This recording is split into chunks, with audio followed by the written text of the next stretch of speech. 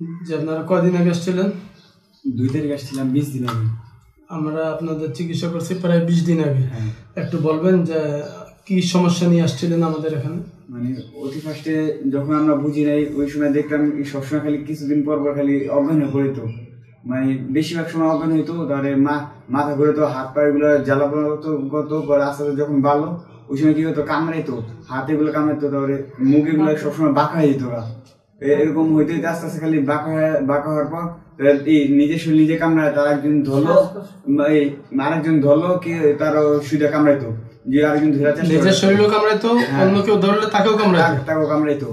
এরকম করে তার শ্বাসকষ্ট প্রায় সময় দেখা যায় শ্বাসকষ্ট আস্তে আস্তে বেড়ে যায় খালি। এরকম করে অনেক ডাক্তার এগুলোর কাছে দেখানো হয়েছে, কিন্তু কোনো জায়গায় কাজ হয় নাই। তাই যখন যে এখানে খবর পাইলাম, এখানে খবর পেয়ে আসলাম। আসার পর এই আলহামদুলিল্লাহ 2 তারিখে আসার পর যে আমলগুলো দিয়েছেন, আমাদের কাজ হয়েছে প্রায় 20 দিন আগে আমরা চিকিৎসা করছি। তো আমার জানার বিষয় হলো, যেটা আপনার কাছে জানতে চাবো, যে আমাদের চিকিৎসা করার পর থেকে এই 20 দিনের মধ্যে জন্য সমস্যা হয়েছে কিনা? না আলহামদুলিল্লাহ, এখন আলহামদুলিল্লাহ আগে তো অনেক ভালো আছে, কোনো ধরনের কোনো সমস্যা নাই আলহামদুলিল্লাহ। জ্ঞান হারিয়ে পড়ে নাই, মুখটুক বাঁকা হয় নাই? আচ্ছা, এর আগে শুধু ডাক্তার দেখাইছিলেন না কোনো হুজুর? ডাক্তার অনেক দেখাইছি, মানে ব্রেনের সমস্যার জন্য ডাক্তার দেখাইছি। মানে আপনারা এই সমস্যাগুলোকে মনে করছিলেন কি ব্রেনের সমস্যা আছে? আচ্ছা, আর কোন হুজুর দেখাইছিলেন? একদিন দেখাইছিলাম। এছাড়া মোটামুটি আপনার ডাক্তারের চিকিৎসা কতদিন করছেন?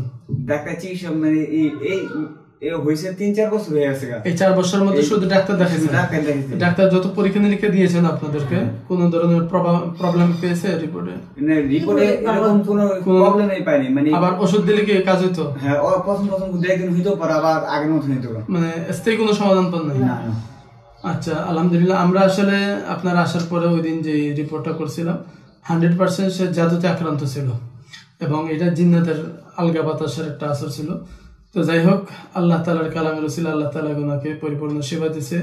দোয়া রইল, আশা করি আল্লাহ তাআলা আজীবন যাতে সুস্থ রাখে, ভালো রাখে, এই দোয়াটাই রইল। আর সবসময় মাসনুন যে দোয়াগুলো আছে, আল্লাহ যাতে আজীবন হেফাজত করে, এই জন্য শরীর বন্ধের আমল মাসনুন যে দোয়াগুলো আছে, নামাজের পর আয়াতুল কুরসি, ফালাক নাস এগুলো পড়া। সাথে কোন তাবিজ আছে? জি না। আচ্ছা, ঠিক আছে। আর কিছু বলবেন? না, এখন আলহামদুলিল্লাহ অনেক আগে থেকে অনেক ভালো। হ্যাঁ, ঠিক আছে, আলহামদুলিল্লাহ। আল্লাহ ভালো রাখুক। ঠিক আছে, দোয়া রইল। ওর বড় আবার আরেক মেয়ে আছে, বিয়ের কোনো সাল কোনো আসে না, সম্বন্ধই আসে না, বিয়ের। ওনাকে আর আমরা দেখিনি তো। ওনাকে দেখাইছেন? দেখাই নাই। ঠিক আছে, নিয়ে এসেন, দেখে দেবেন ইনশাল্লাহ। যদি কোনো বন্ধ থাকে, কেউ আটকায় রাখে, সেই ক্ষেত্রে আমরা এগুলো দেখে দেবো। আর যদি খোলা থাকে তো আমরা বইলেই দেবো ইনশাল্লাহ। ঠিক আছে, আল্লাহ হাফেজ, ভালো থাকেন।